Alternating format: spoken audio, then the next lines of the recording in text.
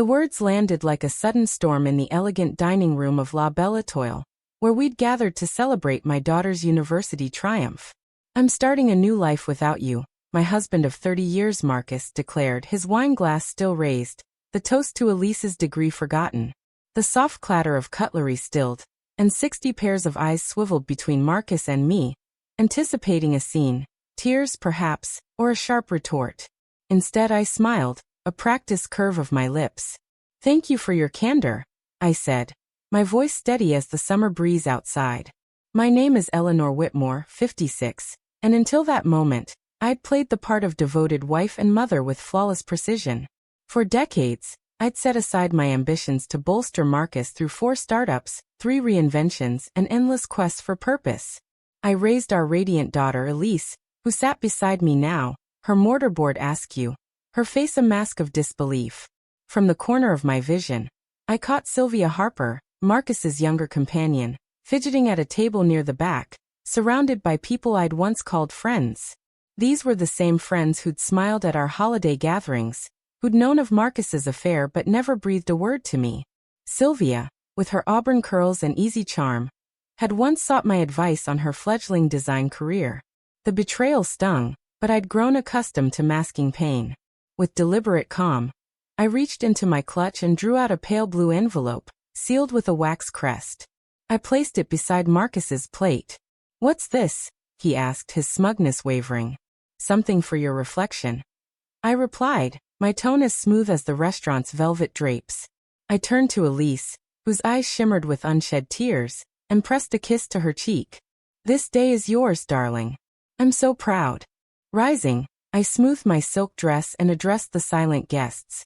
"Please enjoy your evening. I wish you all well." With that, I glided toward the exit, 60 gazes trailing me like whispers. The heavy glass door sighed shut, muffling the murmurs that erupted in my wake. Charleston's humid evening air enveloped me, a warm embrace that loosened the knot in my chest. For the first time in years, I breathed deeply, unshackled.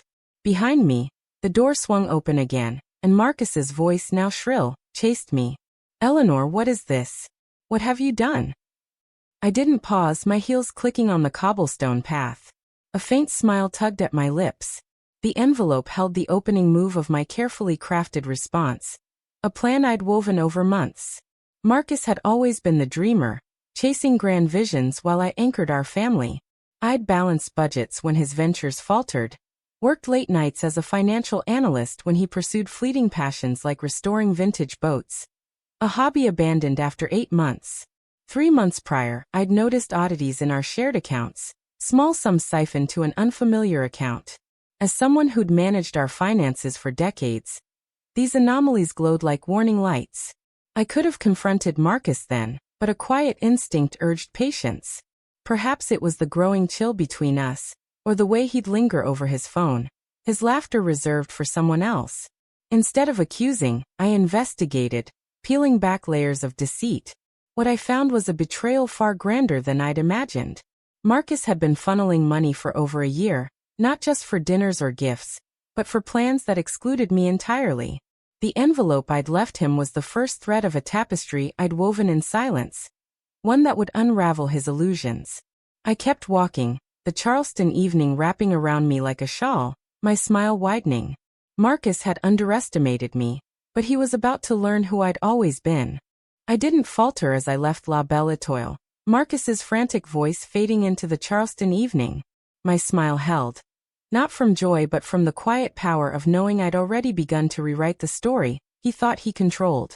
The pale blue envelope I'd placed beside his plate wasn't just a gesture. It was a calculated step, the first move in a game Marcus didn't yet realize he was playing. Inside were documents that outlined my response to his betrayal, a prelude to the divorce papers I'd filed that morning, timed so they wouldn't reach him until after his grand announcement. I'd known he'd choose Elise's graduation dinner for his exit, his flair for drama as predictable as the tides. He wanted a public stage to cast me as the scorned wife, expecting me to crumble. Instead, I turned his spotlight into my own. My name is Eleanor Whitmore, and for 30 years, I'd been the steady hand behind Marcus's chaos. While he chased dreams, a tech startup that collapsed, a brief stint as a motivational speaker, a vineyard investment that soured. I ensured our family's stability. I was the one who saved for Elise's education when Marcus poured our savings into a friend's failing art gallery. I was the one who took on extra clients at my financial firm when he decided, at 45, to find himself by sailing the Carolina coast, a phase that ended when he tired of the salt and sun. My own dream, a consultancy to empower women financially, had always been deferred. After Elise finishes school, I told myself, after Marcus settles. But 3 months ago, the irregularities in our accounts shifted my perspective. Those small, secretive transfers weren't mistakes. They were choices, each one a step Marcus took away from our life. I didn't confront him then. Confrontation would have given him the chance to lie, to spin a tale of temporary folly. Instead, I became a silent observer, tracing the money like breadcrumbs. The trail led to Sylvia Harper, to dinners at waterfront bistros, to a necklace I'd never seen but whose purchase appeared on a hidden credit card statement. Worse, it led to property listings. Coastal condos Marcus and Sylvia had toured, dreaming of a life that didn't include me. The final blow was a text I glimpsed on his phone, left carelessly unlocked one evening. After Elise's graduation, I'll tell her. We'll be free. The words burned, but they also clarified. Marcus wasn't just leaving. He was plotting a future built on our shared past, siphoning resources I'd helped build. So I planned too. I consulted my attorney, Philip Larson, a colleague I'd known for decades. I gathered bank statements, screenshots, and property inquiries, each piece a brick in the case I was building. Most crucially, I dusted off the prenuptial agreement we'd signed 30 years ago, when my family's modest inheritance dwarfed Marcus's fledgling ambitions. He'd insisted on the prenup, paranoid about protecting his future wealth. Ironically, it contained an infidelity clause, one that would now turn his betrayal into his financial undoing. I'd filed for divorce that morning, ensuring the papers remained in court records, out of Marcus's reach until the legal process unfolded. The envelope I'd given him held a summary of my evidence, enough to unsettle him, not enough to reveal my full hand. As I walked toward my car, the Charleston air thick with jasmine, I felt a lightness I hadn't known in years. Marcus's announcement was meant to break me, but it had freed me instead. I slid into the driver's seat, my phone buzzing with messages, from Elise, from Marcus's brother Julian, from friends at the restaurant. I answered only Elise. I'm fine, sweetheart. This isn't your weight to carry. Celebrate your day. I love you. I'd shielded her from the truth for months, not wanting to taint her final semester. She'd be hurt I hadn't confided, but I trusted her strength. She had my pragmatism, tempered by her father's charm. I drove to our home, a gracious low-country estate we'd bought 12 years ago. Its wide porches and oak-lined drive a testament to our shared history. According to Marcus's texts, he'd already promised it to Sylvia, a detail he didn't know I'd uncovered.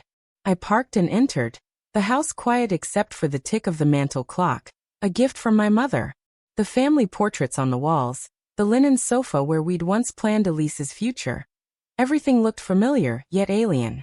Upstairs, in our bedroom, I opened the closet. Marcus's suits were packed in garment bags, tucked behind shoeboxes, ready for his departure tomorrow. His predictability almost made me laugh. He'd always been meticulous about appearances, careless about what mattered. Sitting on the bed, I reviewed my next steps. Philip had assured me the prenup was ironclad. The infidelity clause a rare but enforceable relic. Marcus's hidden account, the one he thought I'd never find, held enough for his immediate needs, but not the lavish life he'd promised Sylvia. The divorce filing included a request to freeze our joint assets, a motion Philip would push through tomorrow. Marcus's beachfront dreams were about to collapse under the weight of his own deceit. My phone buzzed again, Julian, Marcus's brother, checking in. Eleanor, I just heard. Are you okay? I texted back, promising to call later. Julian had suspected Marcus's affair last winter, spotting him with Sylvia at a cafe. He'd confronted Marcus, who swore it was nothing. When Julian realized the lie, he'd come to me, his loyalty a quiet comfort. I stood, smoothing the quilt on the bed, and looked out at the garden below, its azaleas glowing under the moon. Marcus thought he'd scripted the end of our story, But he'd forgotten I was the one who'd always held the pen. The envelope was just the opening line. Tomorrow, he'd face the next chapter, one where I wasn't the supporting character but the author of my own beginning. The Charleston night wrapped around our low-country home, its stillness broken only by the soft hum of cicadas beyond the windows. I sat in the study, my laptop open, spreadsheets glowing on the screen. Evidence of Marcus's betrayal laid bare in numbers. Those small, irregular transfers I'd noticed 3 months ago weren't accidents, but deliberate steps in a plan to unravel our life. As Eleanor Whitmore, I'd spent 30 years as the financial backbone of our family, tracking every dollar while Marcus chased fleeting dreams. Now those skills had become my weapon. The discrepancies in our joint accounts, $2,000 here, $5,000 there, had led me to a hidden account in Marcus's name, one I hadn't known existed. Each transfer was a thread, and I'd followed them to uncover a tapestry of deceit woven over a year. It began with a single anomaly, a withdrawal labeled consulting fees, to an account I didn't recognize. I'd been balancing our finances after Marcus's latest venture, a boutique wine import business, had faltered, leaving us to absorb the loss. As a financial analyst, I knew better than to ignore red flags. I could have asked Marcus outright, but the growing distance between us, his late nights, his guarded phone, the way his laughter no longer reached me, urged caution. Instead, I became a detective in my own life. I accessed bank records, cross-referenced transactions, and traced payments to restaurants I'd never visited, boutiques I'd never entered. A $3,500 charge for a sapphire bracelet caught my eye, not because I'd received it, but because I hadn't. Then came the real estate inquiries, emails Marcus hadn't bothered to hide, discussing beachfront condos with Sylvia Harper. He'd been planning a future that erased me, all while preaching frugality at home. The worst discovery came late one night when Marcus left his phone on the kitchen counter, a rare lapse in his newfound secrecy. A text notification blinked. Sylvia, asking about their new start after Elise's graduation. I swiped through, my heart steady but heavy, reading messages about breaking free and a life unburdened. Marcus had written, "Eleanor suspects nothing. She's too busy with her spreadsheets." His underestimation stung, but it also fueled me. I screenshot everything, saving them to a secure folder. Those messages confirmed what the financial trail suggested. Marcus wasn't just straying, he was orchestrating a grand exit, timed for maximum impact. He'd chosen Elise's graduation to announce it, believing a public setting would keep me silent, my dignity a leash. But I wasn't silent. I'd spent weeks building a case, consulting my attorney, Philip Larson, and hushed calls from my office. Philip, a friend from my early days in finance, understood my need for precision. "You've got him, Eleanor," he'd said, reviewing the evidence, bank statements, text screenshots, property inquiries. The prenuptial agreement, a document Marcus had insisted on to protect his fledgling ambitions 30 years ago, was our cornerstone. Its infidelity clause, a relic from my family's cautious lawyer, stipulated that proven infidelity would tilt asset division in my favor. I'd documented every transfer, every gift to Sylvia, every step of Marcus's plan to defraud our shared future. The divorce papers filed that morning were a formality. The real work was in the envelope I'd left at the restaurant, a summary of his financial missteps and a warning of what was to come. I leaned back in the study's leather chair, the same one where I'd once helped Marcus draft business plans. The irony wasn't lost on me. He'd always been the visionary, sketching futures in broad strokes, while I handled the details, taxes, investments, Elise's tuition. Now those details were my shield. The hidden account Marcus thought was his safety net held $42,000, enough for a fresh start but not the lavish life he'd promised Sylvia. I'd requested a freeze on our joint accounts, a motion Philip would push through tomorrow. The condo they'd eyed, the car they'd test-driven, all hinged on funds Marcus no longer controlled. His dream was crumbling before he'd even stepped into it. My phone buzzed, pulling me from my thoughts. A message from Elise. "Mom, where are you? I'm worried." I typed back. "At home, darling. I'm okay. Come to Julian's later if you need me." I'd kept her in the dark to protect her final months at university, her focus on her marketing degree unbroken by family drama. She'd be hurt, but I trusted her resilience. Another buzz, Julian, Marcus's brother, checking in. Heard what happened. I'm here, Eleanor. His loyalty, born of seeing Marcus with Sylvia last Christmas, was a quiet anchor. Julian had confronted Marcus, who dismissed it as a fling. When the lie persisted, Julian came to me, his honesty a rare gift in a web of deceit. I closed the laptop. The numbers burned into my mind.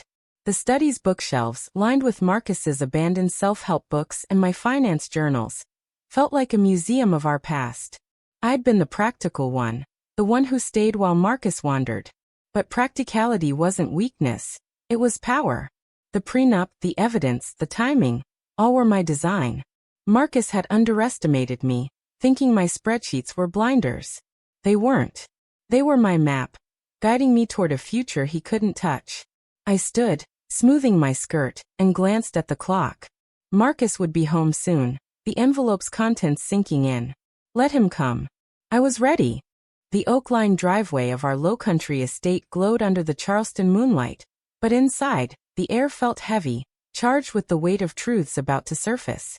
I sat in the living room, a cup of chamomile tea cooling on the side table, its steam curling like the questions I'd held for months. The pale blue envelope I'd given Marcus at La Belle Étoile was the opening note of a symphony I'd composed in silence, each measure precise, each rest deliberate.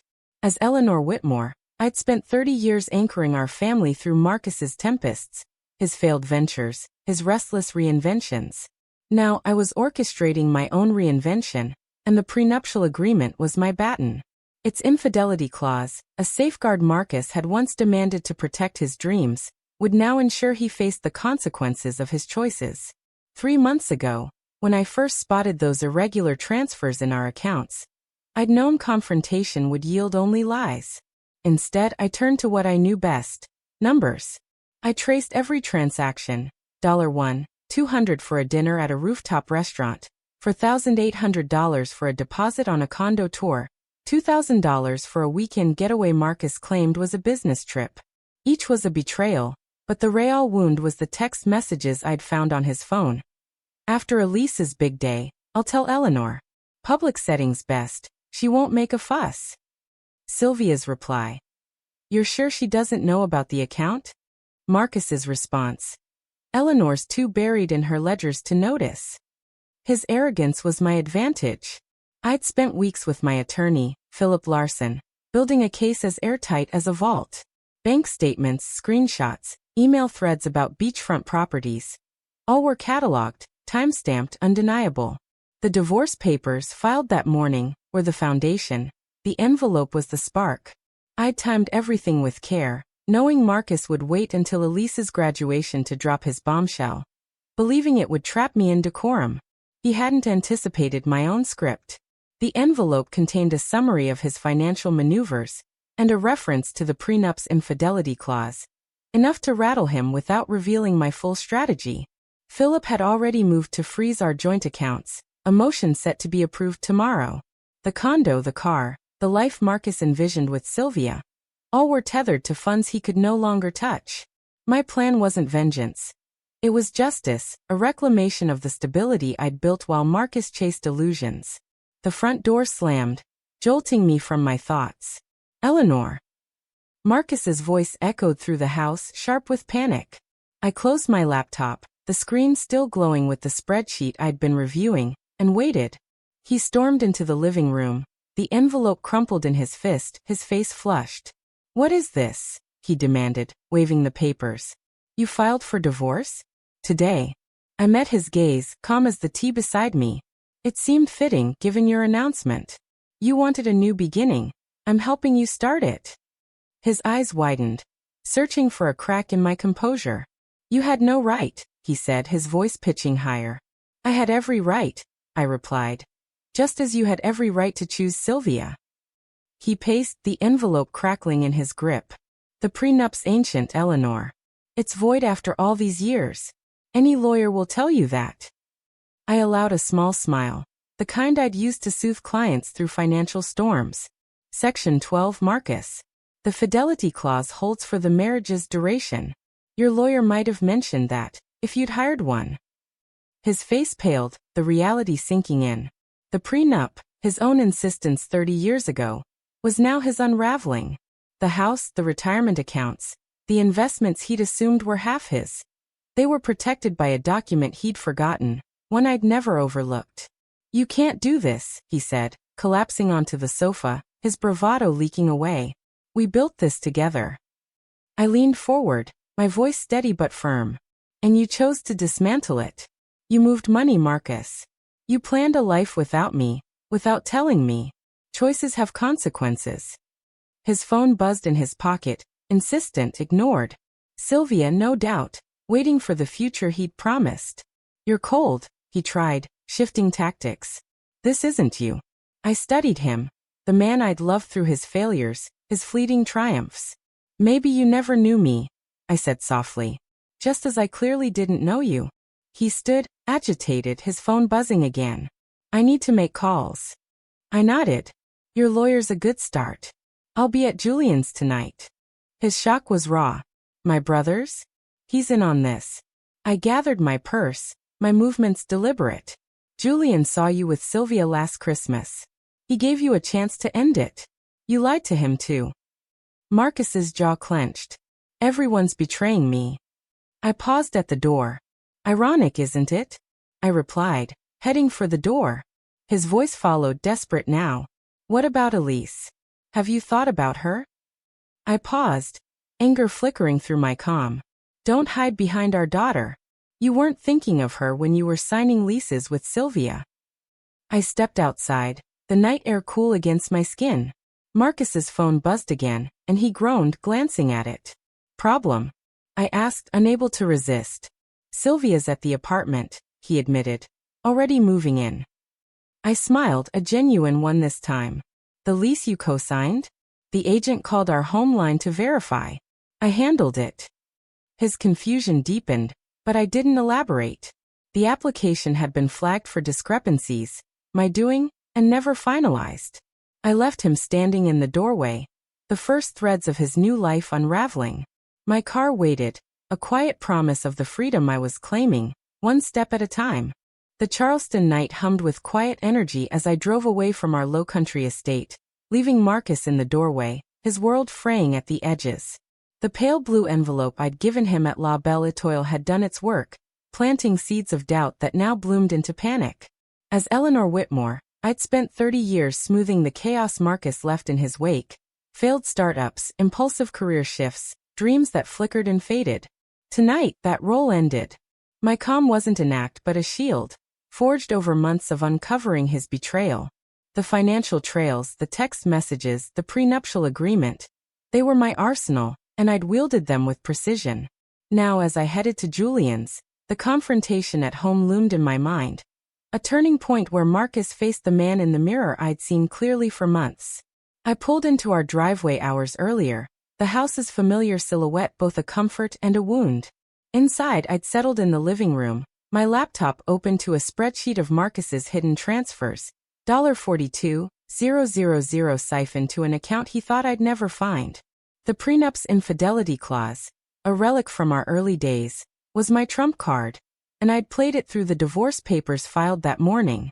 The envelope I'd left at the restaurant was a teaser, a summary of his financial deceit, and a nod to the prenup, enough to shake him.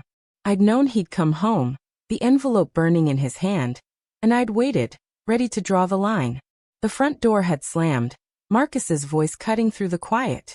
"Eleanor," he'd shouted, storming in, his face a storm of anger and fear. The envelope was crumpled in his fist, his eyes wild. "What is this? Divorce papers?" "Today." I'd met his gaze, my voice as steady as the mantle clock's tick. "It aligns with your plans, Marcus. A new life, as you said." He'd paced, the papers crackling. "You had no right," he'd spat. "Every right," I'd countered. "Just as you had to choose Sylvia." His bravado faltered, but he tried to rally. "The prenup's expired. It's meaningless." My smile was small, sharp.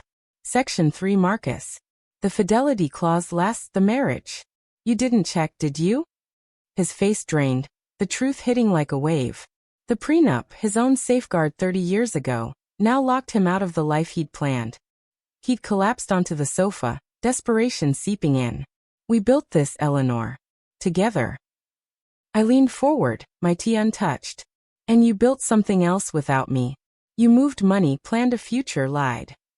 His phone buzzed. Sylvia ignored. He tried another tack. This is cruel. It's not you. I studied him, the man I'd loved through his failures, his fleeting triumphs. Maybe you never saw me, I said, just as I missed you. He stood agitated, phone buzzing again. I need to call someone. I nodded. A lawyer's wise. I'm at Julian's tonight. His shock was raw. My brother's? He's against me. I gathered my purse. He saw you with Sylvia last winter. You promised to end it. You didn't. Marcus's jaw clenched. Everyone's against me. I paused at the door. Ironic, isn't it? His final plea came desperate. What about Elise? This hurts her. Anger flared in me, brief but bright. Don't use her, Marcus. You didn't think of her when you signed leases with Sylvia. His phone buzzed, and he groaned, glancing at it. Sylvia's at the apartment moving in. I couldn't resist. The lease. The agent called our home. I handled it. Confusion clouded his face, but I left, the night air cool against my skin. The lease application, flagged for credit issues I'd orchestrated, was void. Marcus's new life was unraveling, and I'd barely begun. Now at Julian's bungalow near the university, I parked under a magnolia tree, its blooms pale in the dark. Julian, Marcus's brother, opened the door before I knocked, his face etched with concern. Eleanor, he said, pulling me into a hug. I heard from Elise. You okay? I nodded, stepping into his cozy living room, bookshelves overflowing, a jazz record spinning softly. Better than I expected, I admitted, sinking into a worn armchair. Julian poured 2 glasses of bourbon, handing me one. Marcus made a spectacle, didn't he? In front of everyone. I sipped, the warmth spreading. He wanted to trap me, make me the scorned wife. He didn't expect me to move first. Julian shook his head. A literature professor's disdain for bad plots. He's always been dramatic, but this? It's reckless. I explained the envelope. Divorce papers, evidence of Marcus's financial deceit, the prenup's fidelity clause. Julian's eyes widened. The prenup? He pushed for that, didn't he? To protect his future empire. He laughed, bitter. Poetic. I nodded. It'll cost him the house, most of our investments. He didn't see it coming. Julian raised his glass. To underestimating you. We clinked, the sound sharp in the quiet. My phone buzzed. Elise. Mom, I'm coming to Uncle Julian's. I texted back. I'm here, sweetheart. No rush. I love you. I'd kept her out of this to shield her graduation, but she'd demand answers soon. Julian watched me, thoughtful. She's strong like you, but she'll be angry you didn't tell her. I sighed. I wanted her to have one untainted moment. She'll understand eventually. Julian nodded, refilling our glasses. Marcus called me, you know. Panicked, ranting about the envelope. I told him he dug his own grave. We sat, the jazz weaving through our silence, until headlights flashed outside. Elise.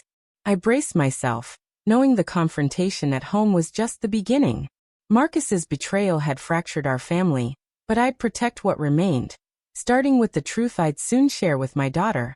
The soft glow of Julian's living room, with its cluttered bookshelves and the faint crackle of a jazz record, felt like a sanctuary as I waited for Elise. The confrontation with Marcus at our low-country estate still echoed in my mind, his crumpled envelope, his desperate deflections. The moment he realized the prenuptial agreement would unravel his plans. As Eleanor Whitmore, I'd spent 30 years steadying our family through Marcus's whims, but tonight my focus shifted to Elise. I'd shielded her from the truth for months, not wanting to dim her graduation's shine. Now the weight of that choice settled over me. She'd be hurt, angry even, but I trusted her strength. She'd inherited my resolve, softened by her father's charm. The bourbon Julian poured warmed my hands, grounding me as I prepared to face my daughter's questions. Elise arrived 20 minutes later, her graduation dress rumpled, her mascara smudged from tears. She dropped her purse by the door and fell into my arms, her embrace tight. like when she was a child seeking comfort after a fall. "Mom, why didn't you tell me?" she murmured, her voice muffled against my shoulder. I guided her to the sofa, smoothing her hair. "I wanted your last semester to be yours, sweetheart. You worked so hard." She pulled back, her eyes searching mine, a mix of pain and frustration. "Dad ruined it anyway." That speech in front of everyone. Her voice cracked, and I felt a pang for the joy Marcus had stolen from her day. Julian hovered nearby, bringing a glass of water for Elise. "I'll give you two space," he said, retreating to the kitchen, but his presence lingered, a quiet support. Elise wiped her eyes, her composure returning. I knew something was wrong with Dad. He's been distant, always on his phone. But this? Sylvia? I nodded, choosing my words carefully. "I found out 3 months ago. Small things at first, money moving in our accounts. Then I saw his texts with Sylvia, planning a life after your graduation." Elise's jaw tightened. "He was stealing from us?" I sighed, the truth heavy. Not stealing exactly, but hiding money. Enough for a new start with her. She leaned back, processing. "And you didn't confront him? You just planned." I met her gaze, unflinching. Confronting him would have given him a chance to lie. I needed evidence, bank records, messages, proof of their plans. I worked with Philip, my attorney, to protect us. Elise's eyes widened. "The envelope. What was in it?" I explained, a summary of Marcus's financial maneuvers, a reference to the prenup's infidelity clause, a hint of the divorce papers filed that morning. "It wasn't about revenge," I said. "It was about securing our future, yours and mine." Elise's expression hardened, a fierceness I recognized as my own. "He deserves it. But why keep me in the dark? I could have handled it." I took her hand, her fingers trembling. "You're stronger than you know, Elise. But this wasn't your burden. You deserve to celebrate without this shadow." She shook her head, tears spilling. "It's shadowed now. He hugged me this morning, said he was proud and all along." Her voice broke, and I pulled her close, letting her cry. The betrayal cut deeper for her, a daughter blindsided by a father she'd trusted. Julian returned, sensing the moment had passed. "Elise, you want some tea? Or something stronger?" She managed a weak smile. "Tea's fine, Uncle Julian." As he busied himself in the kitchen, I shared more with Elise. The prenup's fidelity clause, the frozen accounts, the voided lease for Marcus and Sylvia's apartment. "He thought he'd scripted the end," I said. "But I've been writing my own." Elise looked at me, a mix of awe and sadness. "You're so calm." "How?" I touched her cheek. "I'm not calm, sweetheart. I'm focused. For you, for me." My phone buzzed. "Philip, my attorney. The asset freeze was approved. Marcus's access was limited to his hidden account, barely enough for basics." I showed Elise the message, and her lips curved slightly. "Good. Let him feel it." Her loyalty warmed me, but I tempered it. "He's still your father, Elise. Your bond with him is yours to navigate." She shook her head, fierce again. "Not now. He blew up our family on my graduation day.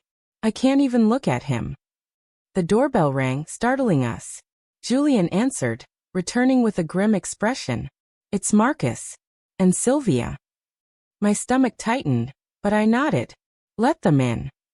Elise stood, her posture defensive, placing herself slightly in front of me.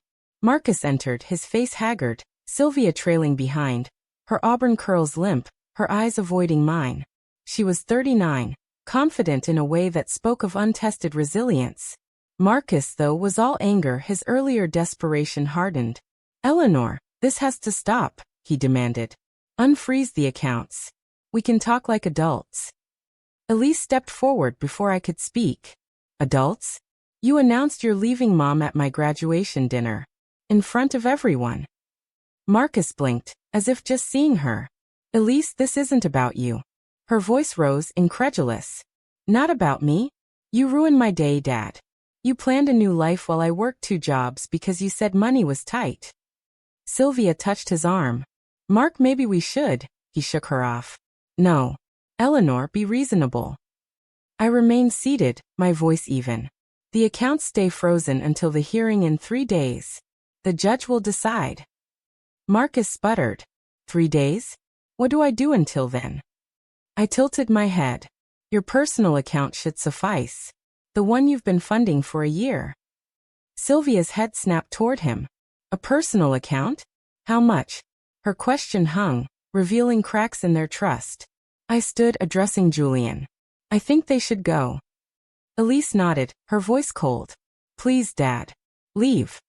Marcus looked at her, pleading. Elise, relationships change. You'll understand someday. Her eyes blazed.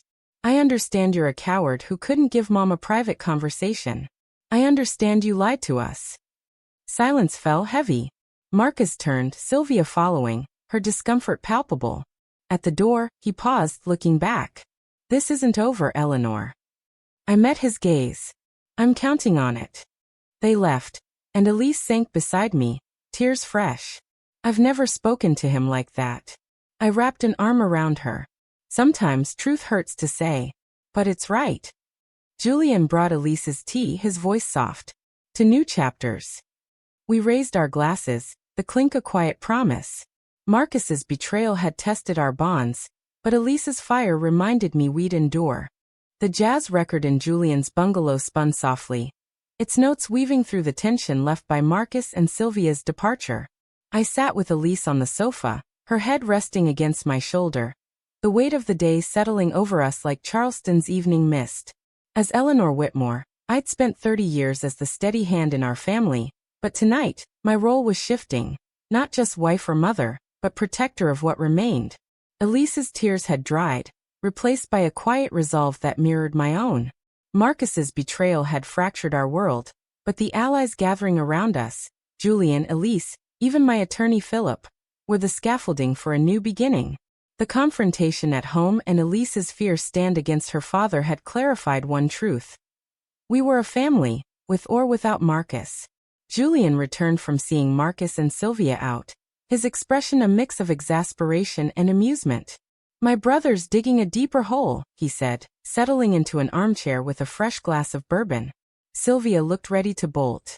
Elise lifted her head, her voice sharp. Good. She thought she was getting a sugar daddy, not a mess. I touched her arm, tempering her anger. Let them unravel, sweetheart. Our focus is forward. Julian nodded, raising his glass. To forward. We clinked, the sound a small anchor in the storm. I sipped my bourbon, the warmth grounding me as I recounted the day to Julian. Marcus thought he'd scripted the end at La Belletoile, I said. That envelope changed the narrative. Julian's eyes glinted with approval. You played it perfectly. He's scrambling now. I explained the contents again for Elise's benefit. The summary of Marcus's financial deceit, the prenup's infidelity clause, the divorce papers filed that morning. Philip's motion to freeze the accounts is approved, I added, checking my phone. Marcus has his hidden account, but it's not enough for the life he promised Sylvia. Elise frowned, processing. How long have you been planning this, Mom? I met her gaze, honest but gentle. 3 months, since I found the first transfer. I didn't want you carrying this during finals. She nodded, her anger softening. I get it. But I wish I'd known. I could have helped. Julian leaned forward. Your mom's right, Elise. You needed to focus.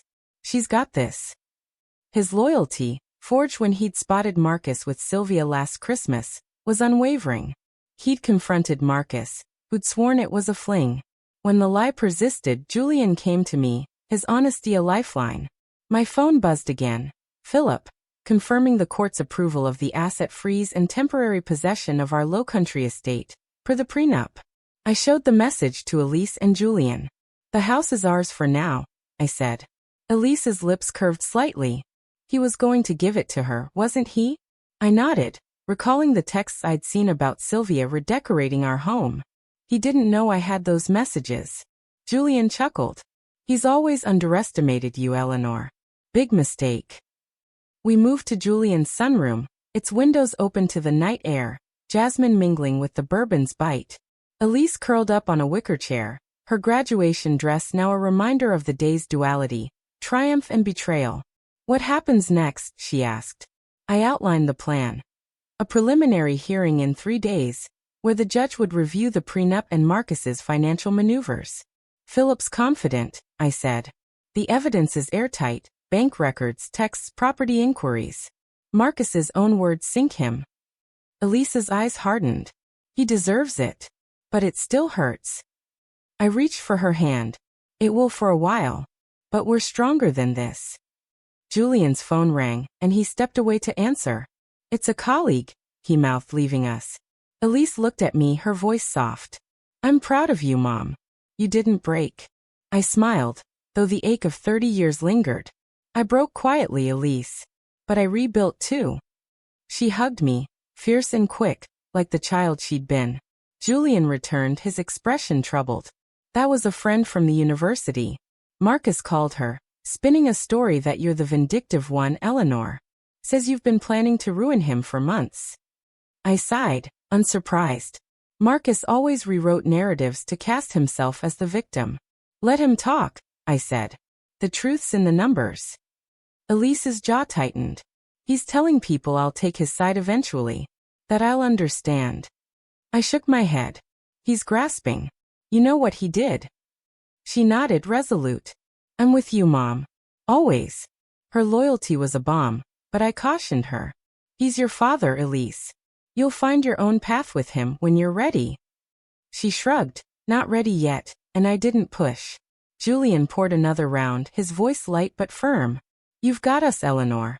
And Philip, and the prenup. Marcus doesn't stand a chance. I raised my glass, the jazz swelling in the background. To us, I said. We drank, the moment solidifying our alliance. My phone buzzed again, a text from a friend at the restaurant, offering support. Another followed, then another, a chorus of voices rallying around me. Marcus's spectacle had backfired. The social circle he'd counted on was fracturing, many siding with me after learning of his deceit. As the night deepened, Elise yawned, exhaustion overtaking her fire. Stay here tonight, Julian offered, and we agreed.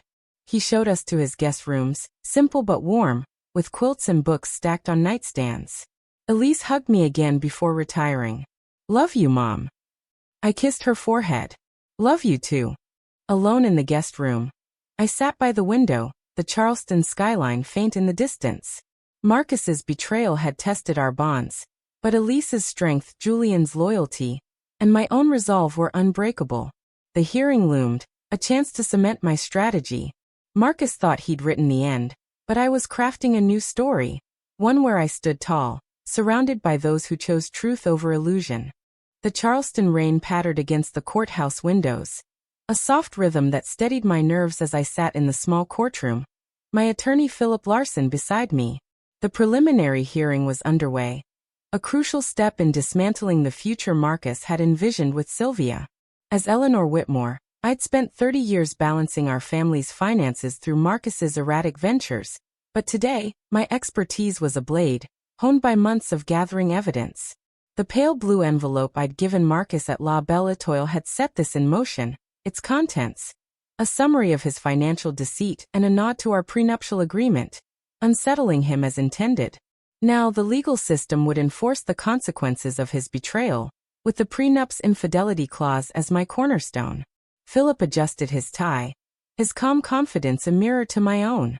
We've got this, Eleanor, he murmured, reviewing our documents, bank statements, text screenshots, property inquiries, all time-stamped and irrefutable. The divorce papers, filed the morning of Elise's graduation, were in play, and the asset freeze, approved days ago, had already clipped Marcus's wings. Across the aisle, Marcus sat with a young lawyer, a last-minute hire from a firm better suited to corporate contracts than family law. His choice spoke of haste, a misstep in a game where I was 3 moves ahead.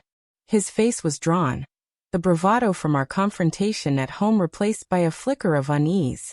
The judge, a woman in her 60s with sharp eyes and a no-nonsense demeanor, opened the session. We're here to review the preliminary motions in Whitmore versus Whitmore, she said, her voice cutting through the room's quiet. She lifted the prenuptial agreement, its pages worn but binding. Mrs. Whitmore's counsel has submitted evidence supporting the enforcement of this document, specifically its fidelity clause. Mr. Whitmore's counsel, do you contest its validity? Marcus's lawyer, A nervous man in an ill-fitting suit cleared his throat. Your Honor, we argue the agreement is outdated, given the marriage's duration. Philip stood, his tone measured. Section 3 of the agreement states the fidelity clause remains in effect for the marriage's term, including any resulting legal proceedings. There's no expiration. The judge nodded, scanning the document. I see no termination clause, she said, her gaze shifting to Marcus's lawyer. Do you have evidence to the contrary? The young man fumbled with his notes, Marcus whispering urgently beside him. Not at this time, Your Honor, he admitted. Marcus's jaw tightened, his eyes darting to me, but I kept my expression neutral, my hands folded in my lap. The judge turned to Philip's motion. Mrs. Whitmore alleges systematic financial concealment by Mr. Whitmore, violating the prenup's disclosure requirements. Philip presented our evidence, a timeline of transfers to Marcus's hidden account, receipts for gifts to Sylvia, emails about coastal condos. These actions, coupled with documented infidelity, activate the prenup's penalties, he said. The judge reviewed the packet, her pen tapping softly. The evidence is compelling, she noted. Mr. Whitmore's counsel, your response? The lawyer stammered, offering a weak claim that the transfers were business-related. Philip countered with a bank statement showing a $3,500 jewelry purchase, no business in sight. The judge's lips pursed, unimpressed. After a brief recess, she ruled. The prenuptial agreement is enforceable, pending full discovery. The joint accounts remain frozen, with Mr. Whitmore retaining access to his personal account. The family home stays in Mrs. Whitmore's possession, per the infidelity clause, until the final hearing in 30 days. Marcus's face flushed, a muttered outrageous escaping loud enough for me to hear. The judge fixed him with a stern look. Mr. Whitmore, I suggest you consult your counsel thoroughly before the next session. She adjourned, her gavel a quiet thunder. Outside, the rain had slowed to a drizzle, the courthouse stepped slick under my heels.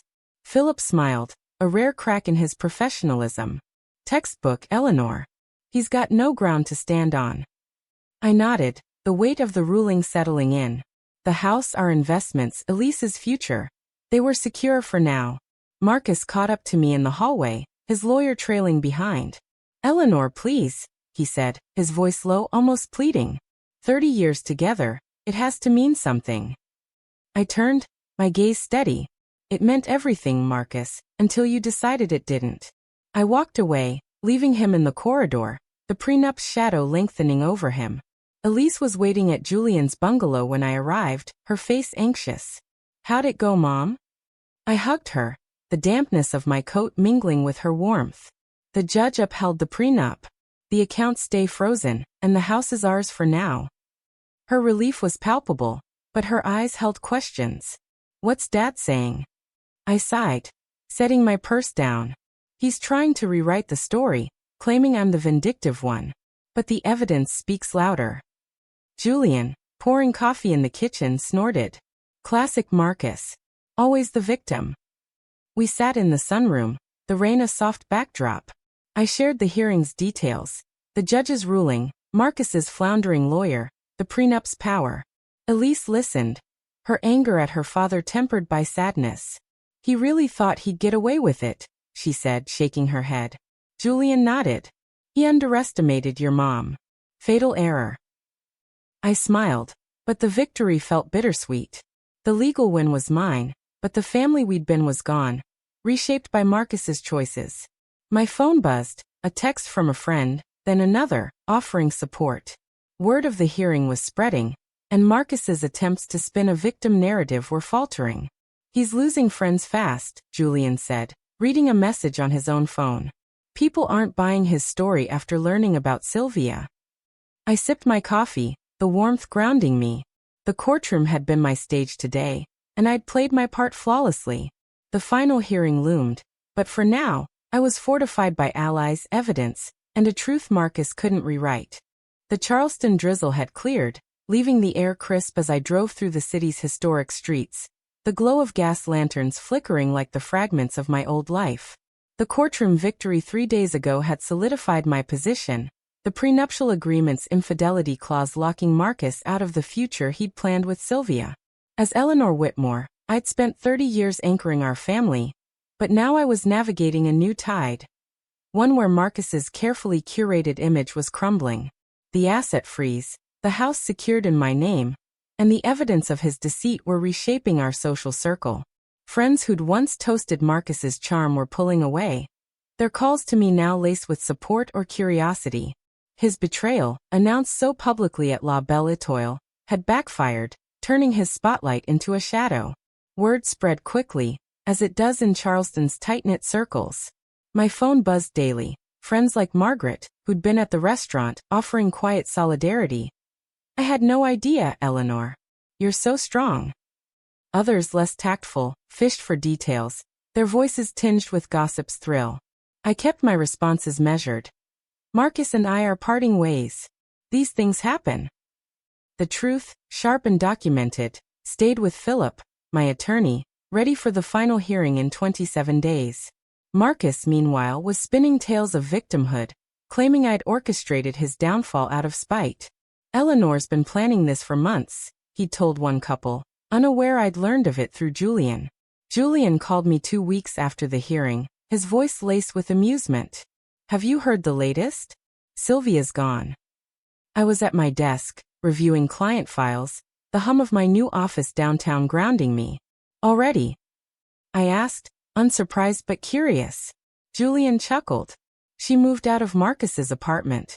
Told a friend she didn't sign up for a man with financial issues. Apparently, his business isn't the goldmine he claimed." Marcus's wine import venture, already shaky, was faltering without my financial oversight. The $42,000 in his hidden account, once his lifeline, was dwindling, legal fees, Sylvia's expectations, and his own lavish habits eating it away. "The condo they wanted? Cancelled," Julian added. "And the car he put a deposit on? Repossessed." I leaned back, a wry smile forming. Marcus's illusions, the ones he'd sold to Sylvia and himself, were collapsing. Sylvia, expecting a life of beachfront luxury, had discovered a man whose promises outstripped his means. Her departure was swift, a pragmatic exit from a sinking ship. I couldn't help but laugh, the sound soft in my quiet office. "He's always been good at selling dreams," I told Julian. "Just not at keeping them." Julian snorted. "He's losing friends too. People are hearing about the texts, the money. They're not buying his poor Marcus act." I nodded, though he couldn't see. The social fallout was inevitable. Charleston's elite valued discretion, and Marcus's public spectacle had violated that code. My silence fueled the shift. By refusing to engage in gossip, I let Marcus's actions speak. Friends who'd wavered, those at La Belle Étoile who'd known of Sylvia but stayed quiet, reached out, their apologies veiled but sincere. "We should have told you," one said over coffee. I waved it off, gracious but firm. "It's done.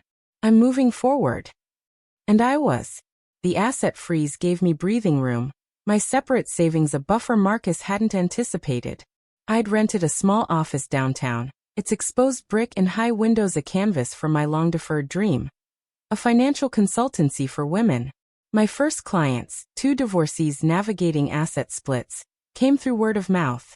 "You're a lifeline," one told me, her relief palpable as I explained her options. The work, unlike my corporate past, felt alive, purposeful. Elise called often, her new job in Savannah keeping her busy but not distant. "I heard about Sylvia," she said one evening, her voice gleeful. "Karma's fast." I smiled, stirring tea in my kitchen. The Lowcountry estate's quiet a comfort now. "It's not karma, sweetheart. It's consequences." She laughed, then softened. "I'm proud of you, Mom. Your office, your clients, it's amazing." Her support warmed me, though I knew her anger at Marcus lingered. "Have you talked to him?" I asked gently. She sighed. "He texted, saying I'd come around." I didn't reply. I didn't push. Her path with Marcus was hers to walk. Julian joined us for dinner one night, bringing news of Marcus's latest misstep. "He tried to borrow money from a friend," he said, slicing into his steak. "Got turned down flat." Marcus's reputation, once bolstered by his charm and my stability, was tarnished. The friends who'd admired his ventures I'd quietly propped up, saw him now as reckless, disloyal. His business contacts, hearing of the financial freeze, hesitated to engage. "He's radioactive," Julian said, not unkindly. I sipped my wine, the taste sharp and clean. He built that cage himself. As the hearing approached, I stayed focused. Philip updated me regularly, his confidence unshaken. "The discovery phase is wrapping up," he said. "Marcus's lawyer has nothing to counter our evidence." The prenup, the texts, the bank records, they were a fortress. Marcus's attempts to rally support, to rewrite the narrative, were crumbling under their weight. I walked through my office, its shelves filling with client files, and felt a quiet power. Marcus's social fallout was his own, but it cleared my path, letting me build something new amidst the ruins of our past. The Charleston morning was soft with autumn light, the air carrying a hint of salt as I unlocked the door to my new office downtown. The exposed brick walls and wide windows felt like a promise, a space where I, Eleanor Whitmore, could finally build the dream I'd deferred for 30 years. Marcus's betrayal, laid bare at La Belle Étoile and cemented in the courtroom, had shattered the life I'd known, but from its fragments, I was crafting something new. The prenuptial agreement's infidelity clause had secured the Lowcountry estate and most of our investments, leaving Marcus with his faltering business and a dwindling personal account. His social circle had frayed, Sylvia had left, and his reputation was a shadow of its former glow. As I arranged files on my desk, I felt not just relief but purpose, a path forged from the ashes of his deceit. My consultancy, Whitmore Financial Futures, was taking root. The small office I'd rented after the preliminary hearing was now a hub for women navigating life's transitions, divorces, career shifts, losses. My first clients, 2 women untangling their finances post-separation, had spread the word, bringing others. "You make this less terrifying," one said, clutching a budget I'd helped her craft. Another, a widow reclaiming her independence, called me her financial guardian. The work was more than numbers. It was empowerment, a mirror to my own journey. I'd spent decades managing our family's stability while Marcus chased fleeting ventures. His wine import business, his sailing phase, his art gallery flop. Now my expertise was my own, no longer propping up his dreams but building mine. Elise called as I sorted paperwork, her voice bright from Savannah. "Mom, I saw your website. It's amazing." I smiled, picturing her in her new marketing job. Her energy a blend of my pragmatism and Marcus's charisma. "It's a start," I said. "How's work?" She laughed. "Busy but good. I told my boss about your consultancy. She wants to hire you for a workshop." The idea sparked a chance to expand my reach. "Tell her I'm interested," I replied. Elise paused, then added, "Dad texted again. Says he's sorry, wants to talk." I haven't answered. I softened my tone. "When you're ready, sweetheart. No rush." Her silence held anger, but I trusted she'd find her way with Marcus. Julian stopped by later, bringing coffee and news. "Marcus's business is tanking," he said, settling into a chair. "He lost a big client last week. Word's out about his financial mess." I nodded, unsurprised. Marcus's wine import venture, always shaky, had relied on my quiet interventions, balancing books, securing loans. Without me, it was crumbling. "Sylvia's dating some developer now," Julian added, smirking. "Marcus is alone, scrambling." I sipped my coffee, the bitterness grounding. "He built that," I said. Julian raised his cup. "And you built this." He gestured to the office, its shelves now lined with client binders, a vision board pinned with ideas for workshops and outreach. The final hearing, held a month after the preliminary, had been a quiet triumph.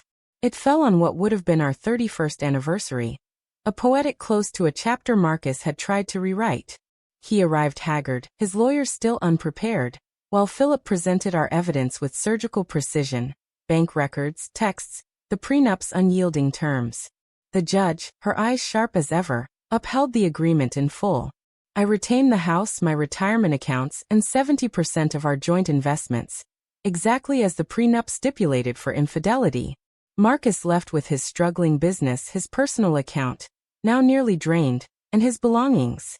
The justice was clean, a mirror to the document he'd once insisted on to protect himself. After the hearing, Marcus approached me outside the courtroom, his voice low. I made a terrible mistake, Eleanor. Is there any chance? I cut him off, gentle but firm. That door's closed, Marcus. He nodded, perhaps seeing me clearly for the first time. I hope you're happy, he said, and I believed he meant it. I am, I replied, walking away, the Charleston air light against my skin. 6 months later, my consultancy was thriving. I'd moved to a larger office, hired 2 associates, and was planning Elise's workshop idea. Clients came steadily. Women starting over, reclaiming their futures. You're a role model, one told me, her divorce finalized with my guidance. The work filled a space I hadn't known was empty, a shift from caregiver to mentor. Elise visited often, her pride evident. It's ironic, she said one weekend, sprawled on my office couch. If Dad had been honest, he might have kept half of everything. I nodded. Sometimes people can't see past their own wants. She grinned. You saw further. The envelope I'd handed Marcus wasn't just a legal move. It was a key to a door I hadn't known existed. Beyond it lay not revenge but reinvention. I'd secured my financial future, but more importantly, I'd reclaimed myself. The Lowcountry estate, once a symbol of our shared past, was now my sanctuary. Its porches a place to dream anew. Friends rallied around me, their support a quiet chorus. Julian, ever loyal, joked, "You're Charleston's phoenix, Eleanor." I laughed, but he wasn't wrong. From the ruins of Marcus's betrayal, I'd built a life that was mine, rooted, resilient, radiant. The Charleston evenings grew cooler, the city's charm wrapping around me as I walked the Battery, the sea breeze carrying whispers of change. Whitmore Financial Futures was more than an office. It was a legacy, a place where women found strength in numbers, just as I had. Elise, thriving in Savannah, called me her hero, though I saw her as mine, her fire, her loyalty, a mirror to the daughter I'd raised. Marcus faded into the background, his business limping along, his charm no match for the truth. Friends invited me to dinners, book clubs, new circles where I was Eleanor, not Marcus's wife. Julian remained a constant, his bungalow a haven for late-night talks and laughter. The prenup, once a safeguard, had become my liberation, its clauses a map to freedom. I was no longer the woman who'd stood in La Belle Étoile, smiling through betrayal. I was a mentor, a builder, a woman who'd turned pain into purpose. Each client's success, each step forward, was a note in a song I was still writing. One of resilience, of futures reclaimed, of a life wholly mine.